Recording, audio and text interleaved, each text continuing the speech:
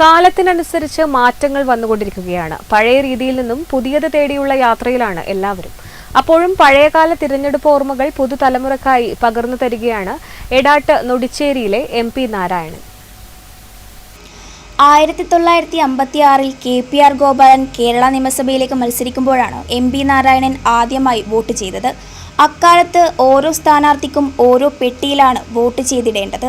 Communist പാർട്ടിക്ക് ചുവന്ന നിറത്തിലും കോൺഗ്രസിന് മഞ്ഞ നിറത്തിലും തുടങ്ങി ഓരോ സ്ഥാനാർത്ഥിയുടെയും പെട്ടി ഓരോ നിറത്തിലായിരിക്കും. ട്രെയിൻ ടിക്കറ്റിനോട് സാമ്യം തോന്നിക്കുന്ന ഒരു ടോക്കൺ പെട്ടിയിൽ നിക്ഷേപിച്ചാണ് വോട്ട് ചെയ്തിരുന്നതെന്ന് നാരായണൻ പറയുന്നു. പറഞ്ഞ പോലെ ടിക്കറ്റ് തരും, അത് പെട്ടിയിലിട്ട് കൊണ്ടുപോകുക. അരിവാൾ ചുറ്റിക നക്ഷത്രം അടയാളം പതിച്ച പെട്ടി ഉണ്ടാവും.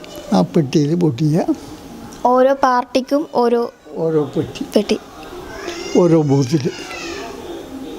ഏത് കാലഘട്ടത്തിലായിരുന്നു ഈ ഒരു പാർട്ടിയിലൊക്കെ പ്രവർത്തിച്ചിട്ടുണ്ടാവില്ല? ഏതൊരു കാലഘട്ടത്തിലായിരുന്നു പാർട്ടിയിലൊക്കെ പ്രവർത്തിച്ച് 1952 മുതൽ അന്ന് ചെറുപ്പമാണ്. ആ ചെറുപ്പകാലത്ത് പാർട്ടിക്ക് വേണ്ടിയിട്ട് പ്രവർത്തിക്കാൻ തുടങ്ങി. 1952 നാരായണൻ പാർട്ടിയിൽ പ്രവർത്തിച്ചിരുന്നത്. അക്കാലത്ത് തമിഴ്നാടിൻ്റെ ഭാഗമായിരുന്നു മലബാർ.